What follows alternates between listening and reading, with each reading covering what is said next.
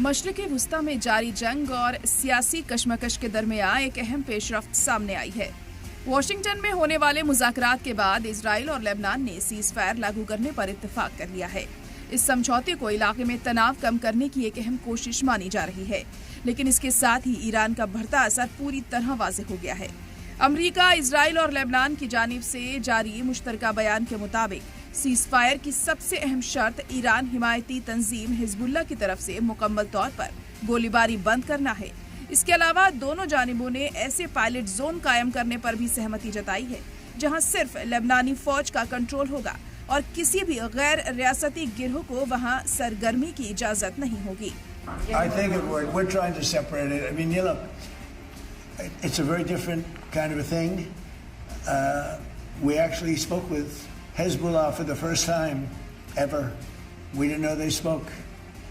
And they agreed yesterday they're not going to shoot. Israel's not going to shoot. We're just going to see. But I'd like to separate it. I'd like to have it a separate thing because it is separate. हालांकि seize fire के ऐलान के बावजूद जमीन पर हालात अब भी नाजुक हैं। हालिया इजरायली हमले में जुनूबी लेबनान में कम से कम 9 अफराद हलाक हुए, जिनमें 2 पैरामेडिक्स भी शामिल थे। जवाब में हिजबुल्लाह ने शुमाली इजराइल की तरफ रॉकेट दागने का दावा किया। यही वजह है कि इस समझौते की कामयाबी को लेकर कई सवाल अब भी बरकरार हैं।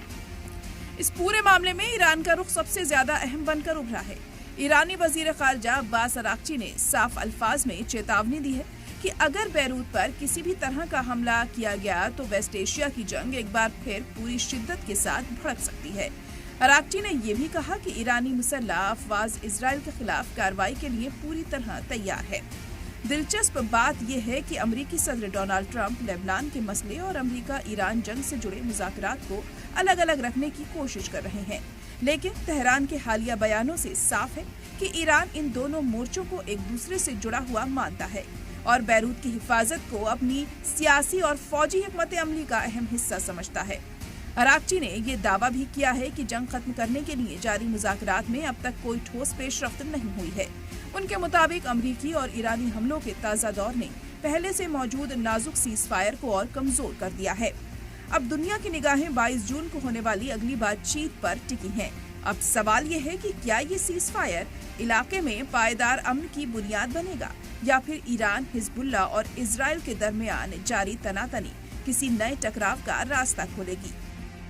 फिलहाल इतना जरूर है कि इस पूरे मंजरनामे में तेहरान का असर पहले से कहीं ज्यादा मजबूत और नुमाया दिखाई दे रहा है। ब्यूरो रिपोर्ट, सलाम टीवी।